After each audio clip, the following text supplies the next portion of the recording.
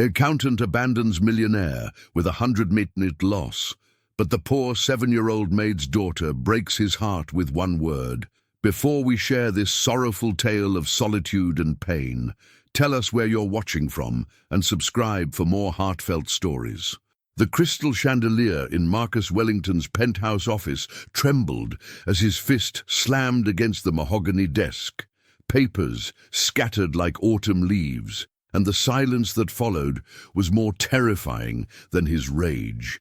His accountant, Robert Harrison, stood frozen by the doorway, briefcase still clutched in his trembling hands. $100 million, Robert, gone. Marcus's voice was deadly calm now, more frightening than his earlier shouting. 20 years building this empire, and you've destroyed it in 6 months. Robert's face had drained of all color. Sweat beaded on his forehead despite the air conditioning that kept the executive floor at a perfect 72 degrees. Marcus, I can explain. Explain? Marcus laughed bitterly, running his hands through his silver hair. Explain how my most trusted friend, my business partner for 15 years, has been embezzling from Wellington Industries. Explain how you've been living in a mansion while my company bleeds money. Explain how you've been stealing from the pension funds of people who trusted us with their retirement. The weight of betrayal pressed down on Marcus like a physical force. Robert had been more than an employee. He'd been family. They'd built this technology company together from nothing, working 18-hour days in a cramped garage, surviving on instant coffee and dreams. Marcus had been best man at Robert's wedding. Godfather to his children, had trusted him with everything. The gambling debts, Robert began, his voice cracking like a teenager's. Don't! Marcus held up his hand, his wedding ring catching the light from the floor-to-ceiling windows. Just don't. Security is already on their way up. The FBI will be here within the hour.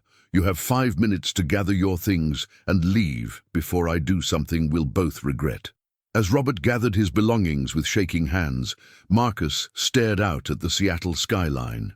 The Space Needle pierced the gray clouds like an accusation, and the sound stretched endlessly toward the Olympic Mountains. The irony wasn't lost on him.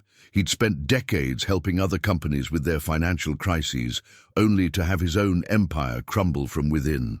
The technology patents they'd developed were worthless now, the company's reputation in ruins, investors pulling out faster than water through a broken dam.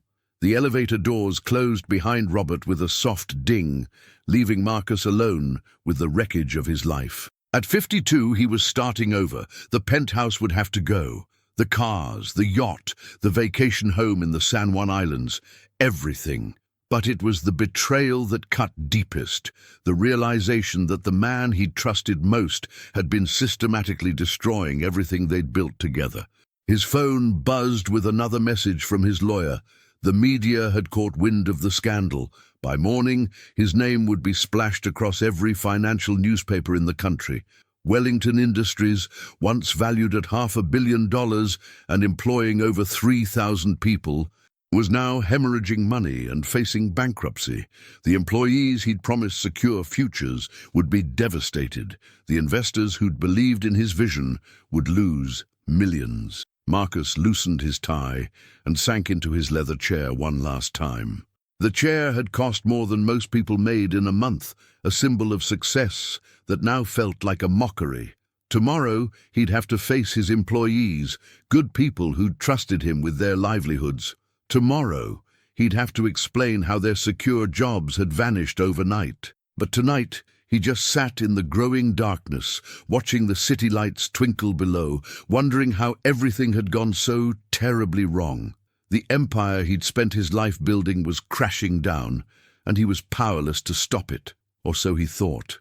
Sometimes, salvation comes from the most unexpected places, wearing the face of a 7-year-old girl with extraordinary gifts who would change everything he thought he knew about second chances and the power of seeing the world through innocent eyes. 3 weeks later, Marcus Wellington barely recognized himself in the mirror of his modest downtown apartment. The designer suits had been replaced by simple khakis and button-down shirts from Target. The silver Rolex was gone, sold along with everything else of value to pay legal fees and basic living expenses. His reflection looked older, more weathered, but perhaps more real than it had in years. The man staring back at him looked like someone who had lived through something, rather than someone who had simply accumulated wealth. The apartment was a far cry from his former penthouse, a one-bedroom unit in an older building where the elevator sometimes worked and the radiator clanged like a ghost in chains. But the rent was affordable at $800 a month, and the elderly landlady, Mrs. Chen, had been kind enough to overlook his sudden change in circumstances when the news stories painted him as another fallen corporate titan. She'd looked past the headlines to see a man who paid his rent on time and kept to himself. The neighborhood was different too. Instead of the pristine streets of Bellevue, he now lived among working families, single mothers, elderly retirees on fixed incomes. The sounds were different, children playing in the courtyard, television programs in multiple languages filtering through thin walls, the distant hum of the interstate. It was more alive somehow, more human than the sterile luxury he'd grown accustomed to. "Mr. Wellington?" A soft knock interrupted his thoughts. "It's Maria, from the cleaning service." Marcus opened the door to find a petite Hispanic woman in her 30s, wearing a simple blue uniform and carrying a bucket of supplies. Her warm brown eyes held a kindness that seemed genuine, untainted by the false pleasantries he'd grown accustomed to in his former life. There was something about her presence that felt like a breath of fresh air in his suffocating new reality, an authenticity that had been missing from his world of corporate meetings and power lunches. "I'm sorry I'm early," Maria said with a slight accent that spoke of careful English, learned as a second language. "Mrs. Chen said you might need some help settling in. Please come in, and call me Marcus." He stepped aside, suddenly self-conscious about his humble surroundings. The contrast with his former life was stark.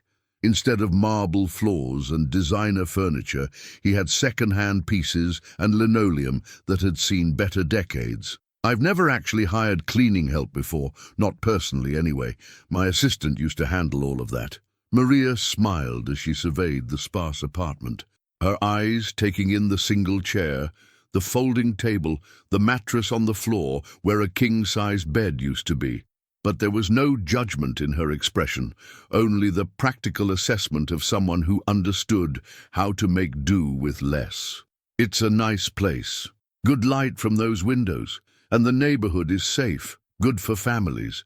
As she began organizing her supplies with practiced efficiency, Marcus found himself curious about this woman who seemed so at ease with life's simple pleasures. Her movements were graceful, purposeful, speaking of someone who took pride in her work, regardless of how humble others might consider it. There was a dignity in the way she approached her tasks that reminded him of values he'd lost somewhere along the way.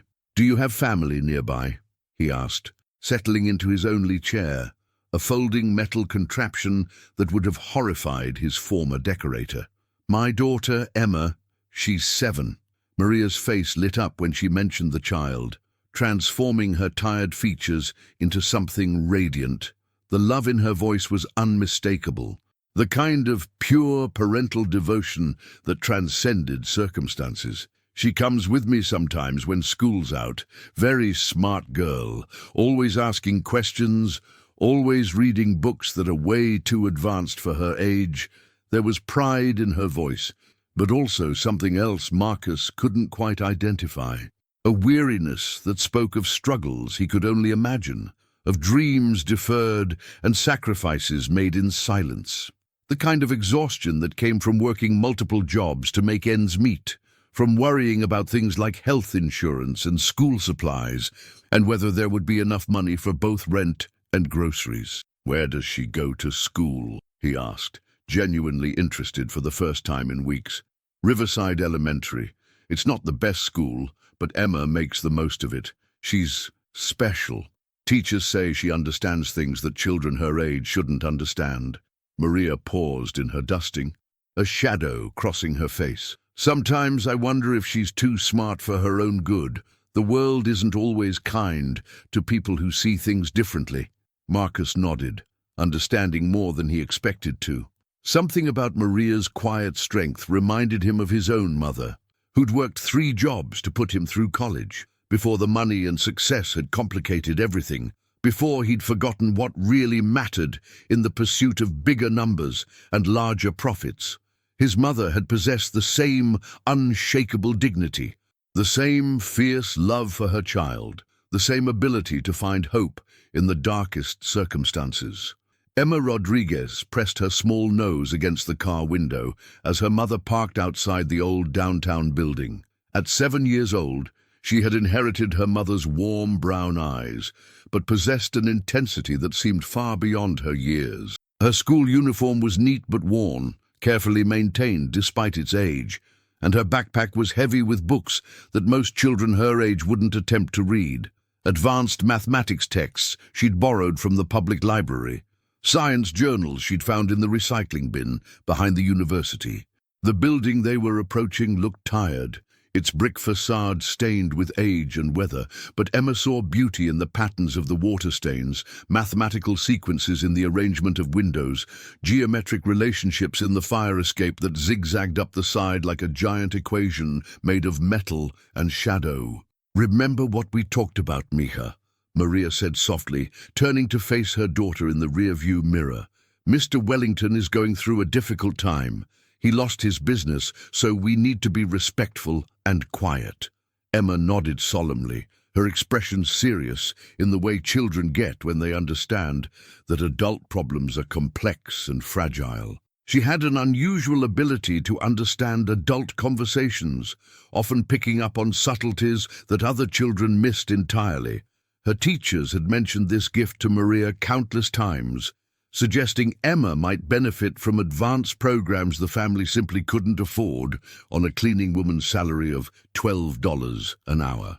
"Is he sad like you were when Papa left?" Emma asked, her young voice carrying an emotional intelligence that never ceased to amaze her mother. Maria's heart clenched at the memory. Emma's father had abandoned them 2 years ago, unable to handle the responsibility of a family and a daughter whose extraordinary mind he couldn't understand.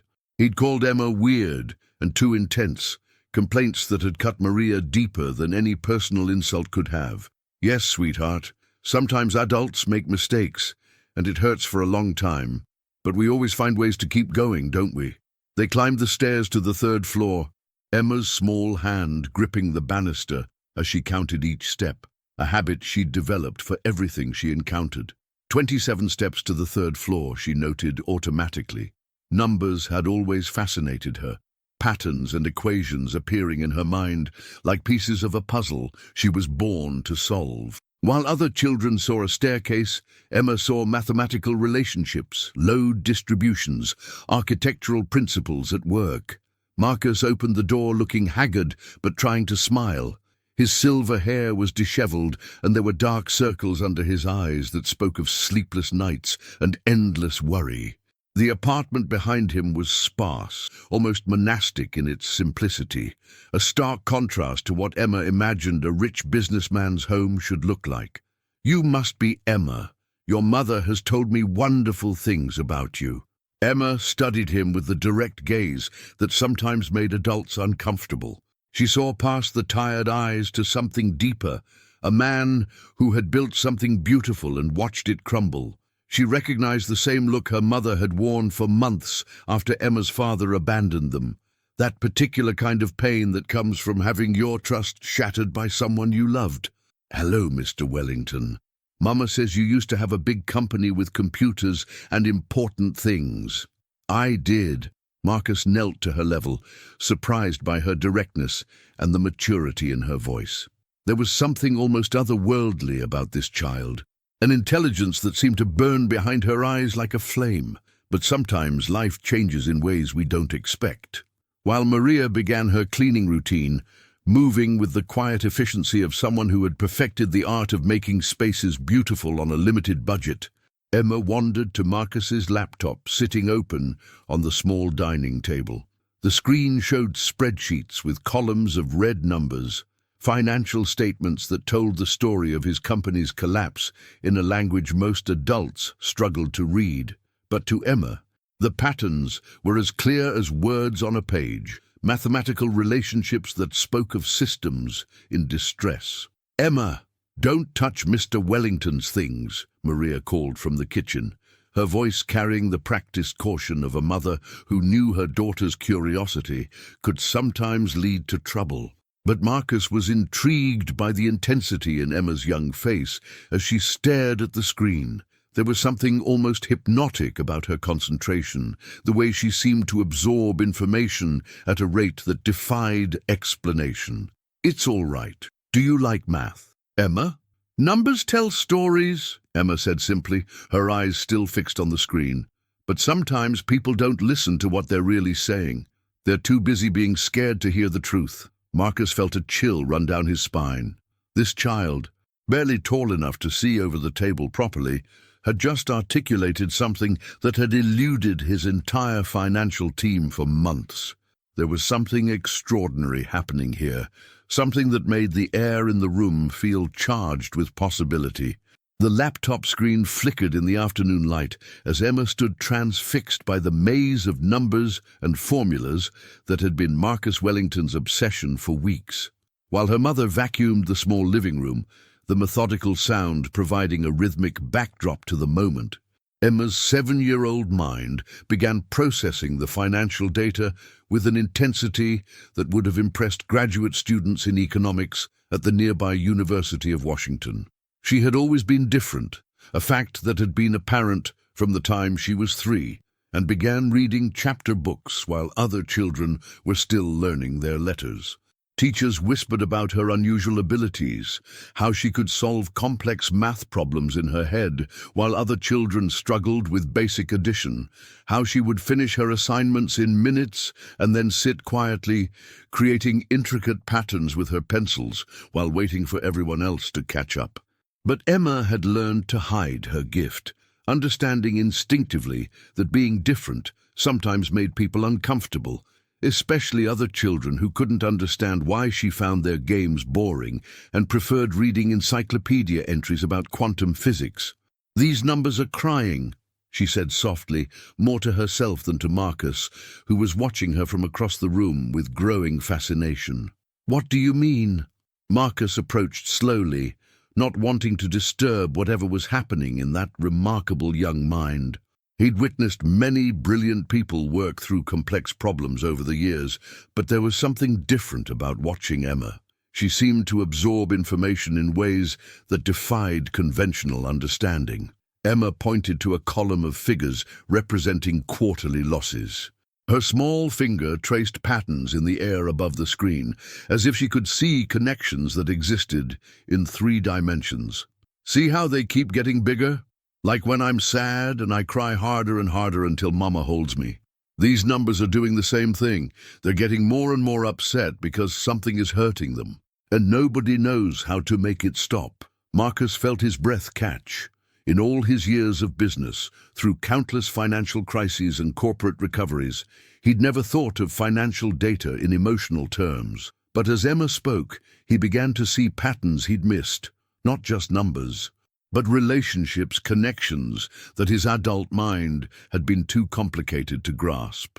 It was as if she was translating a foreign language he'd been trying to understand for months.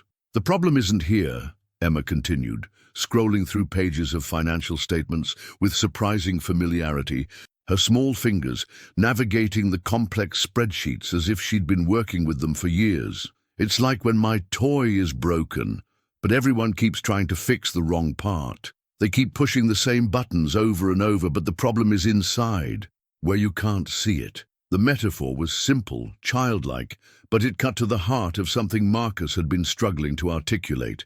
His team had been treating symptoms, not causes. They'd been so focused on the obvious problems, the embezzlement, the lost investors, the damaged reputation, that they'd missed something fundamental. "Emma, sweetheart," Maria called nervously, noticing her daughter's intense focus on the computer. She knew that look, had seen it countless times when Emma became absorbed in puzzles or problems that seemed to consume her entire attention. "Please don't touch Mr. Wellington's things." "It's fine," Marcus said, his voice tight with an emotion he couldn't name, part hope, part fear, part amazement at what he was witnessing. "She's not hurting anything." But that wasn't entirely true. Emma was doing something that terrified and fascinated him in equal measure. She was seeing his company's collapse with fresh eyes, approaching the crisis without the baggage of conventional thinking that had trapped his team of experts with their advanced degrees and decades of experience. She was looking at his life's work with the unbiased perspective of someone who hadn't been taught that certain solutions were impossible. "The mistake is here," Emma said suddenly, her small finger pointing to a series of calculations buried deep in a subsidiary's financial report. The calculation was so complex, so buried in layers of mathematical modeling, that even Marcus had stopped questioning its accuracy weeks ago. It was part of a sophisticated algorithm designed by his best financial minds, a formula that was supposed to streamline their reporting process. "This number doesn't match this one, and it's making all the other numbers sick."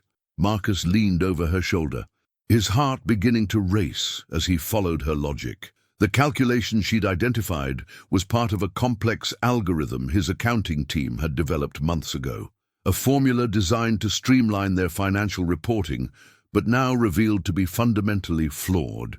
As he traced the mathematical thread she'd pulled from the tangled web of his company's finances, he realized with growing amazement that she was right. This impossible, brilliant little girl was absolutely right. The error was subtle, hidden within layers of legitimate calculations, but it had been compounding for months, like a cancer eating away at the company's true financial health. Robert's embezzlement had been devastating, but this computational error had been slowly bleeding the company dry long before the theft was discovered.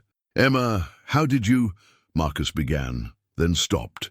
The question died in his throat as he began following her logic more deeply, seeing connections and patterns that had eluded him for months.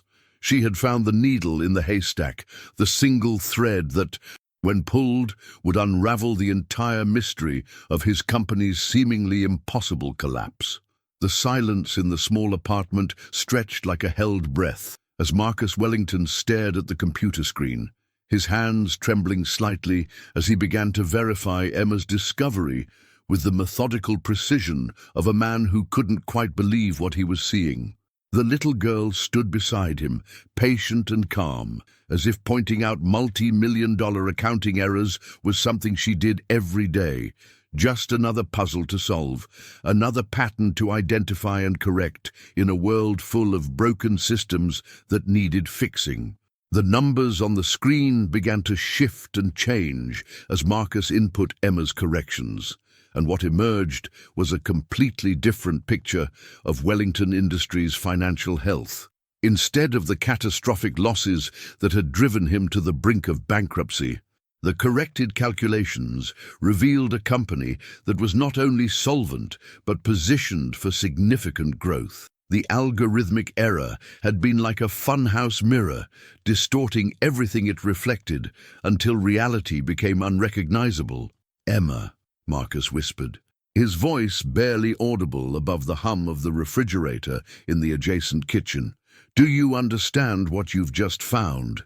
She looked up at him with those impossibly wise brown eyes, tilting her head slightly in the way children do when they're trying to understand why adults make things so complicated.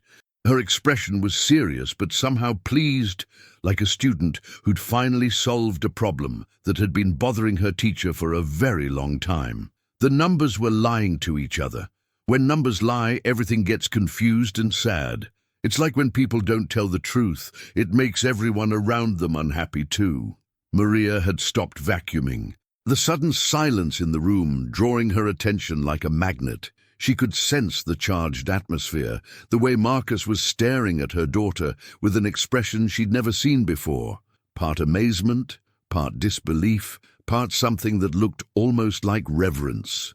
It was the look people got when they witnessed something that challenged their understanding of what was possible. "Is everything all right?" she asked, approaching cautiously, her protective instincts heightened by the intensity of Marcus's focus on Emma. She'd seen adults react strangely to her daughter's abilities before, and it always made her nervous. Emma was still just a child, despite her extraordinary mind. Marcus couldn't find words adequate to express what had just happened. He was frantically cross-referencing Emma's discovery with other financial documents, his fingers flying across the keyboard as he watched months of apparent losses transform into hidden profits. The computational error had been so deeply embedded in their system that it had corrupted every financial projection, every investor report, every decision made in the last 8 months. It was like discovering that a fundamental assumption about reality was wrong. "Maria," Marcus said finally, his voice cracking with emotion, turning to face her with tears in his eyes that he made no attempt to hide. "Your daughter, she just—" He stopped, running his hands through his hair, struggling to comprehend the magnitude of what had just occurred. The relief was overwhelming, but so was the awe at witnessing something that seemed to transcend normal human capability. "She may have just saved my company. Hell, she may have just saved my life." "I don't understand," Maria said, moving protectively closer to Emma, placing her hands on her daughter's shoulders in a gesture that was both loving and defensive. What could Emma possibly know about business and computers? She's just a little girl. The money I thought was gone, most of it was never actually lost. It was hidden by a mathematical error in our accounting software. An error so sophisticated, so buried in layers of legitimate calculations, that my entire financial team missed it. The FBI forensic accountants missed it. The external auditors, with their decades of experience and advanced degrees, missed it. Marcus looked at Emma with something approaching awe, as if he were seeing her for the first time. But she saw it in minutes. Emma tugged gently on Marcus's shirt, her expression serious but somehow pleased, like a child who had successfully completed a difficult task for a beloved adult. "Are the numbers happy now?" Marcus knelt to her level, fighting back tears he didn't fully understand, tears of relief, of gratitude, of wonder at the miracle that had just unfolded in his modest apartment. The emotional weight of the past months began to lift from his shoulders like a physical burden being removed. "Yes, sweetheart, the numbers are much happier now. You made them tell the truth." But even as relief flooded through him, Marcus grappled with the impossibility of what had just occurred. Emma Rodriguez was 7 years old. She lived in a small apartment with her mother, attended an underfunded public school where resources were scarce and class sizes were large, and had just demonstrated an understanding of complex financial systems that most adults with MBAs from prestigious universities couldn't match. She had looked at months of data that had stumped teams of experts and found the single error that explained everything. "How?" he asked her gently, his voice filled with genuine wonder. "How did you know where to look?" Emma shrugged, as if the question puzzled her, as if the answer should be obvious to everyone. Her expression was that of a child who couldn't understand why something so simple had been so difficult for the adults to see. The pattern was broken, like when you try to build something, but one piece doesn't fit right. So the whole thing falls down. I could see where it didn't fit. The numbers wanted to be fixed. They were tired of being wrong. Her explanation was simple, almost childlike in its directness, but it revealed a way of thinking that was fundamentally different from conventional problem-solving approaches. Where others had seen complexity, she had seen simplicity. Where others had seen chaos, she had seen a pattern waiting to be corrected. The morning sun streamed through the windows of Marcus Wellington's modest apartment as he paced back and forth, his phone pressed to his ear like a lifeline. 24 hours had passed since Emma's discovery, and the financial world was about to be turned upside down. His hands shook slightly as he spoke, the magnitude of the situation still overwhelming him. Still too incredible to fully process even after a sleepless night of running calculations and double-checking Emma's work. "Yes, I understand your skepticism, David. Marcus said to his former chief financial officer, who had reluctantly agreed to review the findings after Marcus's desperate late-night phone call. David Morrison had been with the company for 8 years, had an MBA from Wharton, and possessed the kind of analytical mind that could dissect complex financial instruments with surgical precision. But I need you to run the numbers one more time. Use the corrected algorithm. And David, prepare yourself for what you're about to see. Emma sat at the small dining table, coloring in a book that featured complex geometric patterns rather than the cartoon characters most children her age preferred. Her small tongue poked out slightly in concentration as she created intricate mathematical designs in the margins, patterns that looked suspiciously like financial flowcharts. Though she'd never seen one before yesterday, there was something almost meditative about the way she worked, as if the act of creating order from chaos was as natural to her as breathing. Her mother watched nervously from the kitchen, still struggling to comprehend how their quiet life had suddenly intersected with high finance and corporate recovery.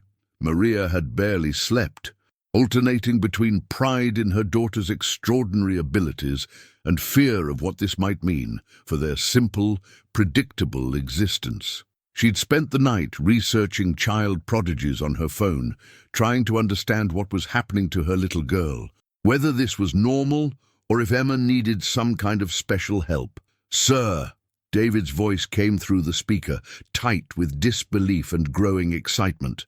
"I'm looking at these projections and, Jesus, Marcus, if these numbers are accurate, Wellington Industries isn't just solvent, it's positioned for massive growth. The subsidiary that we thought was hemorrhaging money, it's actually been generating substantial profits that were being misreported due to the algorithmic error. We're looking at potential revenues that could exceed our best year by 40%. Marcus closed his eyes, feeling a weight lift from his shoulders that he'd carried for months. The sensation was almost physical, as if someone had removed a boulder from his chest, and he could breathe freely for the first time since Robert's betrayal had come to light. The error was in the subsidiary accounting algorithm. It was treating certain assets as liabilities and vice versa. Every projection, every financial statement for the past 8 months has been essentially backwards. We've been making decisions based on false information. But who found this? Our entire team missed it, the external auditors missed it, even the FBI investigators missed it during their forensic accounting review. Hell, I've got an MBA from Wharton, 20 years of experience in corporate finance, and I stared at these numbers for weeks without seeing it. I had 3 other analysts review it independently, and none of us caught this. Marcus looked at Emma, who was now creating intricate mathematical patterns in the margins of her coloring book, patterns that seemed to flow and connect like neural networks, like the very algorithms that governed modern finance. There was something almost mystical about the way her mind worked, as if she could perceive dimensions of reality that remained hidden from ordinary people. "A consultant," Marcus said carefully, not ready to explain that his savior was a 7-year-old girl with an inexplicable gift for seeing patterns that eluded trained professionals.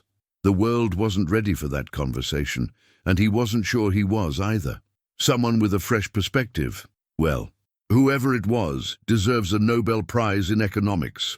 Marcus, do you understand what this means? The investors who pulled out in panic, the employees who were laid off, the contracts that were cancelled, all based on false information. We can rebuild this company stronger than it ever was.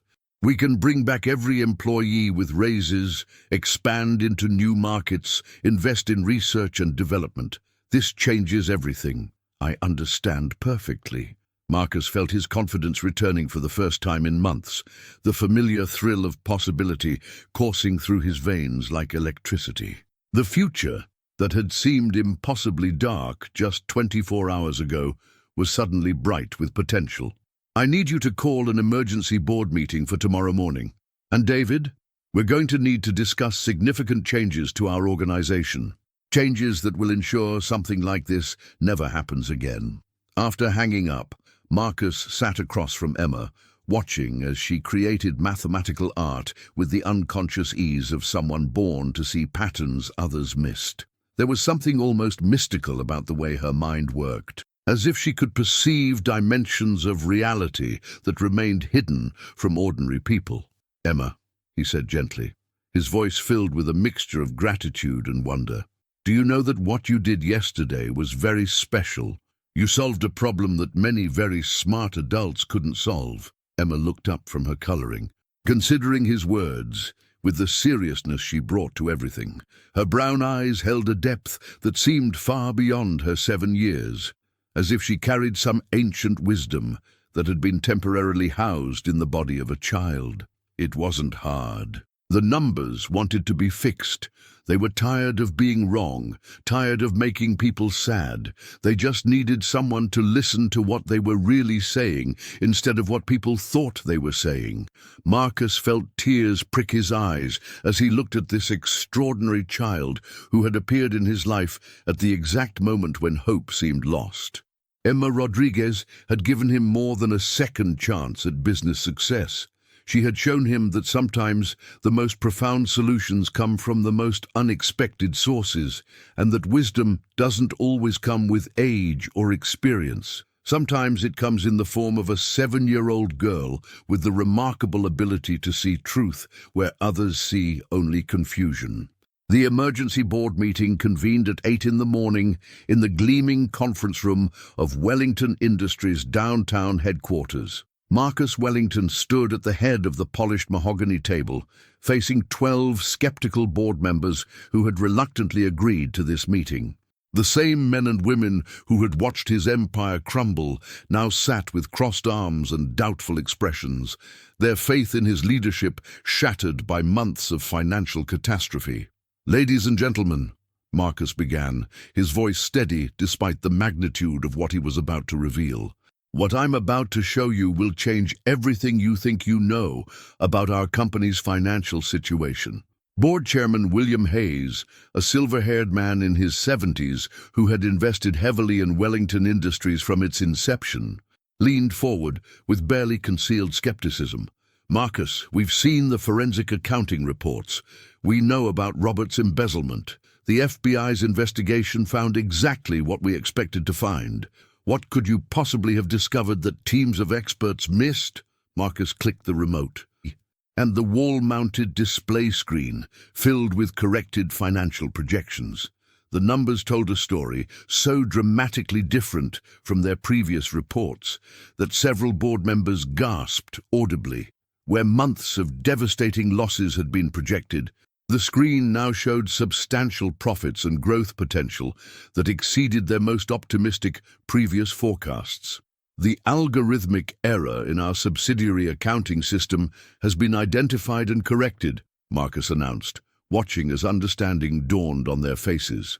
"The computational mistake was so sophisticated that it went undetected for 8 months, systematically misreporting our actual financial performance." Dr. Patricia Chen, the board's financial oversight specialist, leaned forward in her chair, her expression shifting from skepticism to intense interest. "Marcus, these numbers, if they're accurate, we're not just talking about corporate recovery. We're talking about unprecedented growth potential. But how was this error discovered when multiple audit teams missed it?" Marcus hesitated, knowing that the truth would sound impossible. A consultant with a unique analytical perspective identified the pattern that had eluded our traditional approaches. The room erupted in whispered conversations as board members began to grasp the implications. Wellington Industries wasn't dying. It was poised to become stronger than ever. The employees who had been laid off could be rehired with better compensation packages. The investors who had fled could be courted back with demonstrable proof of the company's actual value. "Who is this consultant?" Hayes demanded. "We need to verify these findings independently before we make any decisions." "The methodology has already been verified by our chief financial officer and will be reviewed by external auditors this week," Marcus replied carefully. "What matters now is that we act quickly to capitalize on this discovery and rebuild the confidence we've lost." But even as the board members began to discuss restoration plans and investor relations strategies, Marcus's mind wandered to the small apartment where a 7-year-old girl was probably getting ready for school, completely unaware that she had just saved a $500 million corporation. Emma Rodriguez had given him more than a second chance. She had performed what could only be described as a miracle. As the meeting progressed and excitement built around the conference table, Marcus realized that his life had been forever changed by an encounter with pure genius in its most unexpected form. But he also knew that Emma's story was just beginning, and that her extraordinary gift would need careful protection and nurturing in a world that wasn't always kind to those who saw things differently. The question that haunted him as he watched his board members celebrate their company's resurrection was simple but profound. What responsibility did he now have to the remarkable child who had saved everything he'd worked to build? 3 days after the board meeting, Marcus Wellington found himself standing outside Riverside Elementary School, watching children pour out of the building in the chaotic exodus that marked the end of another school day. The building was older, its brick facade weathered, and its playground equipment showing signs of heavy use.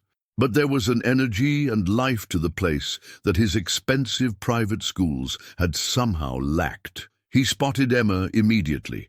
She walked differently from the other children, more purposefully, carrying her heavy backpack as if it contained treasures rather than textbooks. While other 7-year-olds ran and shouted and played, Emma moved with a quiet dignity that set her apart, her observant brown eyes taking in details that others missed. "Mr. Wellington?" Emma's face lit up with genuine surprise and pleasure when she noticed him waiting by the school fence. "What are you doing here?" "I wanted to talk to you about something important," Marcus said, kneeling to her level. "Your mother knows I'm here. I called her at work. Is there somewhere we can sit and talk?" Emma nodded solemnly and led him to a small bench in the school's courtyard, away from the chaos of children being picked up by parents and boarding buses. She settled beside him with the seriousness of someone much older, her small hands folded in her lap. "Emma, do you understand what happened when you looked at my computer?" Marcus asked gently. "I fixed the numbers that were making you sad," she replied simply. "They were telling lies, so I helped them tell the truth." Marcus felt his chest tighten with emotion. The innocence of her explanation contrasted sharply with the sophisticated mathematical analysis she had performed. "What you did saved my company, Emma. It saved the jobs of thousands of people, but more than that, it showed me something I'd never seen before." Emma tilted her head, her expression curious but patient. "You have a gift, Emma. A very special ability to see patterns and solve problems that most people can't see. It's extraordinary and rare, and it means you're going to be able to do amazing things in your life." "Mama says I'm different," Emma said quietly. "She says it's good to be different, but sometimes different makes people uncomfortable." "Your mother is very wise," Marcus replied. "Being different can be challenging, especially when you're young. But Emma, I want to offer you and your mother something that might help you use your gift in wonderful ways." Emma's eyes widened with interest. "How would you feel about going to a special school? A place where other children like you, children who are very smart and see the world in unique ways, can learn together. A place where being different isn't just accepted, it's celebrated." "Would Mama come too?" Emma asked, her first concern characteristically focused on her mother's well-being. "Your mother wouldn't go to school with you, but she'd be nearby, and she'd be able to stop working so hard because we'd take care of everything. Your education, your housing, everything your family needs." Emma was quiet for a long moment, processing this information with the careful consideration she brought to all important decisions. "Would I still be able to help fix broken numbers when people need help?" Marcus smiled, struck by her instinctive desire to use her abilities to help others. "Emma, I think helping people solve problems is exactly what you were meant to do. This school would teach you how to help even more people in even bigger ways." "Can I think about it?" Emma asked. "I need to talk to Mama about big decisions." "Of course," Marcus said, standing, as he saw Maria's car pulling into the pickup area. "But Emma, there's something else I want you to know. You saved my life when you fixed those numbers. Not just my business, my life. I was giving up hope, and you showed me that sometimes the most amazing solutions come from the most unexpected places." As Emma ran toward her mother's car, Marcus watched her go with a mixture of admiration and responsibility. This remarkable child had appeared in his life like an answer to a prayer he hadn't known he was praying. Now it was his turn to make sure she had every opportunity to develop her extraordinary gifts. But he also knew that protecting and nurturing a child prodigy would require more wisdom than he possessed alone. Emma's future would need to be built carefully, with love and patience and respect for both her incredible abilities and her fundamental need to remain a happy, healthy child. The Hartford Academy for Gifted Students, nestled among rolling hills an hour outside Seattle, its Georgian architecture and manicured grounds speaking of academic excellence and tradition. Marcus Wellington walked beside Maria and Emma Rodriguez as they toured the campus, watching Emma's eyes widen with wonder at the advanced laboratories, the extensive library, and the classrooms where children her age were discussing concepts that most high school students never encountered. "The student-to-teacher ratio is 6-to-1, explained Dr. Sarah Mitchell, the Academy's director, a warm woman in her 50s who had dedicated her career to nurturing exceptional young minds. Each child receives an individualized curriculum designed around their particular gifts and interests." Emma had been quiet during most of the tour, absorbing everything with the intense focus she brought to new experiences. But in the mathematics building, she had come alive, asking questions about advanced calculus and number theory that had impressed even the veteran teachers they encountered. "What do you think, Mija?" Maria asked softly as they sat in Dr. Mitchell's office, discussing enrollment procedures and scholarship arrangements that Marcus had privately arranged to fund completely. "The other children seem happy," Emma observed thoughtfully, "and they understand things the way I do. At my school, I have to pretend I don't know the answers sometimes, so the other kids don't feel bad." Dr. Mitchell nodded knowingly. "That's a common experience for gifted children. Here, Emma, you'll never have to hide your intelligence or slow down your learning. In fact, we encourage our students to explore their curiosity as far as it will take them."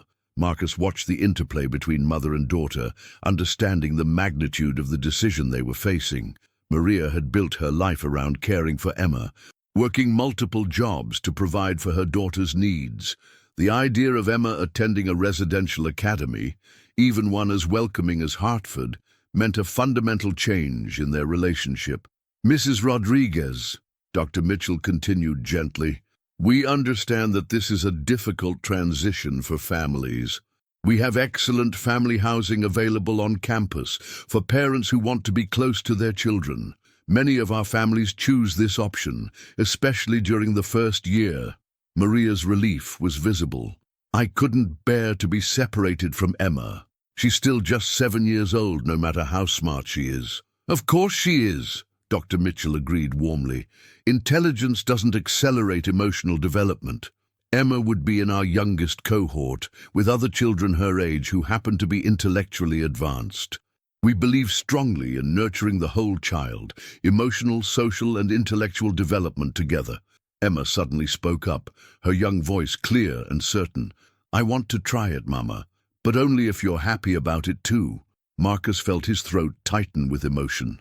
Even in a moment of potential life-changing opportunity, Emma's first concern was her mother's happiness. The love between them was evident in every glance, every gentle touch, every consideration for each other's feelings. "There's something else I want to discuss," Marcus said carefully.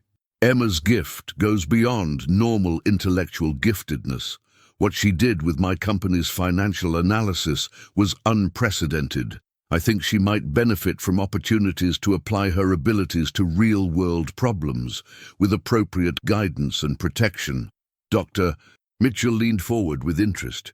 We do have a program for students with exceptional practical application abilities. It's carefully structured to ensure that children aren't exploited or overwhelmed, but it allows them to use their gifts to make meaningful contributions to society. Would that make me different, even from the different kids? Emma asked with the directness that characterized all her questions. It would make you special among special people, Dr. Mitchell replied honestly. But Emma, being exceptional is not a burden when you're surrounded by people who understand and support you. As they concluded the meeting and walked back toward the parking area, Emma slipped her small hand into Marcus's larger one. Mr. Wellington, if I come to this school and learn more about fixing broken things, will you let me help other people the way I helped you? Marcus squeezed her hand gently. Emma, I think helping people is exactly what you were meant to do. But first, you need to learn and grow and be a kid. The world's problems will still be there when you're ready to tackle them. As they drove back toward the city, Emma pressed her face to the window, watching the academy's buildings disappear behind them. For the first time in her young life, she had glimpsed a future where her extraordinary mind wouldn't be something to hide or apologize for, but something to celebrate and develop. The possibilities stretched before her like an equation waiting to be solved. Beautiful and complex and full of promise. 6 months later, Emma Rodriguez had transformed from a quiet, overlooked student at an underfunded public school into the youngest member of Hartford Academy's advanced mathematics program. Her reputation had spread quietly through academic circles, a 7-year-old who could solve complex financial modeling problems that stumped graduate students, who saw patterns in data that experienced analysts missed completely. Marcus Wellington had become a regular visitor to the academy, not just as Emma's benefactor, but as someone who had discovered that her abilities extended far beyond simple mathematical computation. She possessed an intuitive understanding of systems, economic, mathematical, even social, that seemed to transcend normal human cognition. "Mr. Wellington is here to see you, Emma," announced Mrs. Patterson, her favorite teacher, as Emma looked up from a quantum physics textbook that would have challenged most college seniors. Emma smiled and carefully marked her place in the book before walking to the visitors' lounge where Marcus waited with an expression of barely contained excitement. "I have something important to discuss with you," Marcus said as Emma settled into the chair across from him. "There's a company in San Francisco, a technology startup, that's facing the same kind of problem you solved for Wellington Industries. The founder reached out to me after hearing about our recovery, and I thought you might be interested in taking a look." Emma's eyes lit up with the particular intensity she got when presented with a challenging problem. "What kind of broken numbers do they have?" "It's more complex than numbers this time," Marcus explained carefully. "They've developed artificial intelligence software for medical diagnosis, but something in their algorithms is producing inconsistent results. Patients aren't getting accurate diagnoses, and the company is facing lawsuits and potential bankruptcy.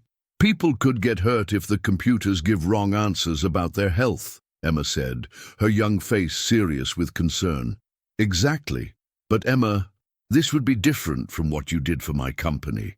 This would involve traveling to California, working with adult professionals who might not understand how young you are, and the pressure would be intense. People's lives could depend on getting it right."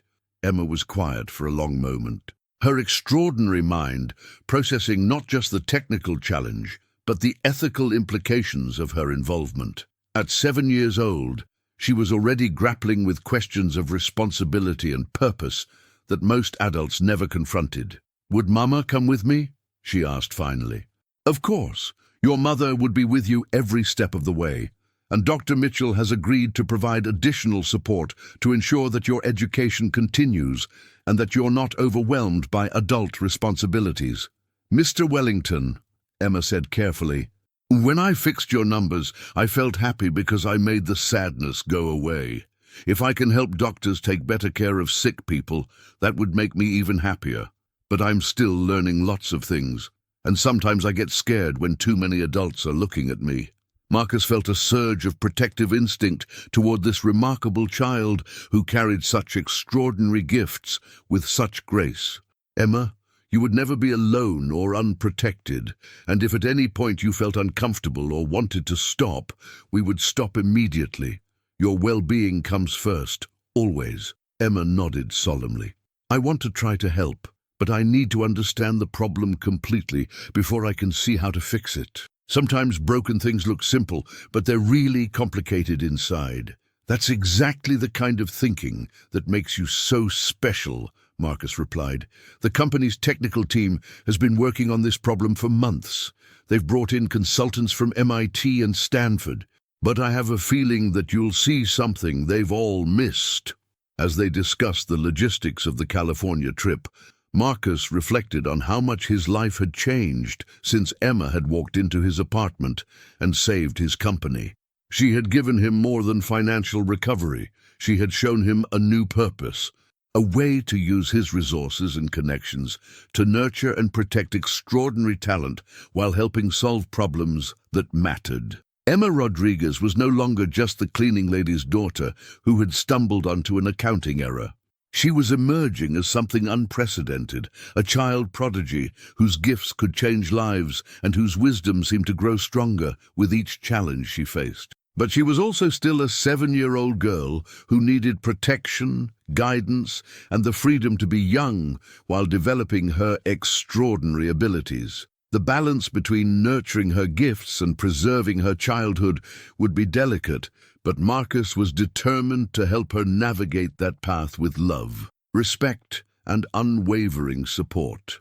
The MedTech Solutions headquarters in Palo Alto buzzed with nervous energy as word spread that the mysterious consultant who had saved Wellington Industries was arriving to examine their failing artificial intelligence diagnostic system.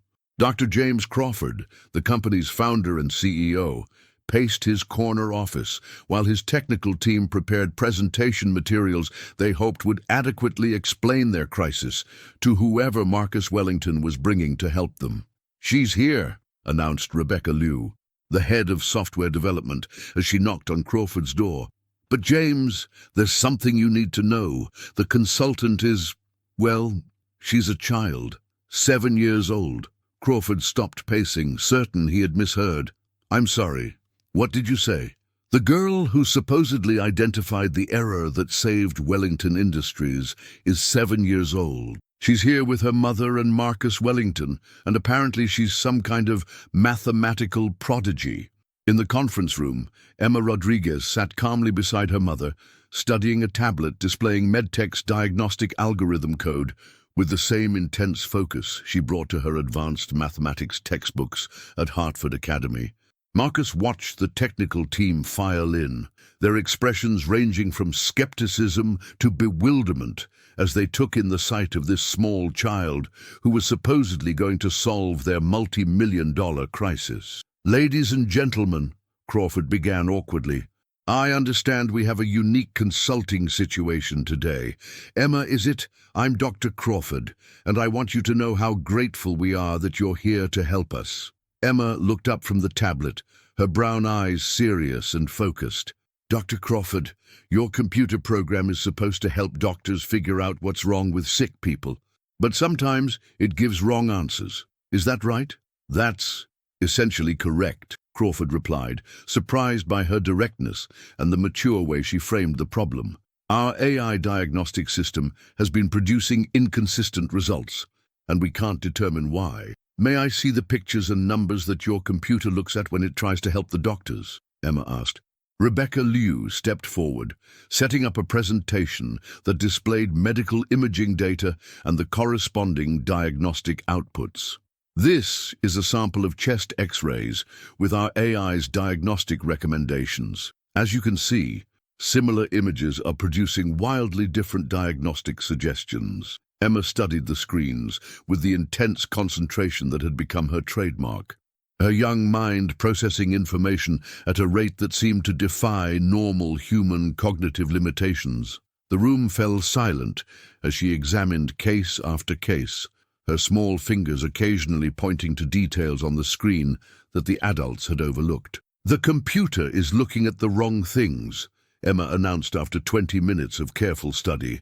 "It's like when I look at a picture and see a dog, but someone teaches me to call it a cat. After that, every time I see a dog, I get confused because I was taught the wrong name." "Doctor." Crawford leaned forward, intrigued despite his initial skepticism. "Can you explain what you mean?" "Your computer learned to recognize sickness by looking at thousands of pictures, but some of the pictures it learned from had the wrong labels. So now, when it sees something that looks like those wrong pictures, it gets confused and gives wrong answers." The technical team exchanged glances. What Emma was describing sounded like a fundamental problem with their training dataset, the foundation upon which their entire AI system had been built. "But there's another problem too," Emma continued, scrolling through more diagnostic examples. "The computer is trying to see too many things at once. When I try to solve a really hard math problem, I break it into smaller pieces. But your computer is trying to solve everything all at once, so it gets overwhelmed and makes mistakes." Rebecca Liu sat down heavily in her chair. "She's describing both corrupted training data and an overly complex algorithmic architecture. We've been looking for a single point of failure when we actually have systemic issues at multiple levels." Emma nodded seriously. "It's like when something is broken in lots of places, but everyone keeps trying to fix just one piece. You have to fix all the broken pieces, or it won't work right." Over the next 2 hours, Emma walked the medtech team through a systematic analysis of their diagnostic system, identifying not just the corrupted training data, but also architectural flaws that had been invisible to their team of PhD-level engineers. Her insights were delivered in simple, childlike language, but the mathematical concepts underlying her observations were sophisticated beyond anything they had expected. As the meeting concluded and plans were made to implement Emma's recommendations, Dr. Crawford approached Marcus privately. "I don't understand what I just witnessed," he said quietly. "That child just solved problems that have stumped some of the brightest minds in Silicon Valley. How is this possible?" Marcus looked across the room at Emma, who was now coloring in a book while her mother spoke with Rebecca Liu about implementation timelines. "I've stopped trying to understand how it's possible," he replied. "I just know that she has a gift that needs to be protected and nurtured, and that when she uses that gift to help people, extraordinary things happen." 1 year after Emma Rodriguez first walked into Marcus Wellington's modest apartment and changed both their lives forever, she stood before a gathering of the nation's leading mathematicians, computer scientists, and business leaders at the annual Innovation Summit in Chicago. At 8 years old, she had become something unprecedented, a child whose extraordinary analytical abilities had saved 2 major corporations and established new paradigms for problem-solving in complex systems. "When I first look at broken numbers or confused computers," Emma began, her young voice clear and confident despite the intimidating audience, "I try to understand why they're sad or scared. Numbers and computers aren't really different from people. They work better when they feel safe and understood." The audience of adults listened with rapt attention as this remarkable child explained her approach to analytical problem-solving. Her presentation was simple but profound, illustrated with hand-drawn diagrams that reduced complex mathematical concepts to their fundamental components. Marcus Wellington sat in the front row beside Maria Rodriguez, watching with pride and wonder as Emma fielded questions from some of the brightest minds in academia and industry. The transformation in both mother and daughter over the past year had been remarkable. Maria now worked as Hartford Academy's family liaison coordinator, helping other parents navigate the challenges of raising gifted children. Emma had blossomed in an environment that celebrated rather than concealed her abilities. "Miss Rodriguez," asked Dr. Patricia Wynne, a mathematics professor from MIT, "how do you know when you've found the real problem instead of just a symptom?" Emma considered the question with the seriousness she brought to all intellectual challenges. "It's like when you're sick and your head hurts, but the real problem is that you need glasses. The headache is real, but it's not the thing that needs to be fixed. When I look at broken systems, I try to find the place where everything else makes sense if you fix that one thing. The simplicity of her explanation belied the sophisticated understanding it represented. Emma had developed an intuitive grasp of systems, thinking that typically required years of graduate-level study to acquire. After her presentation, Emma was surrounded by researchers and business leaders eager to understand her unique approach to problem analysis.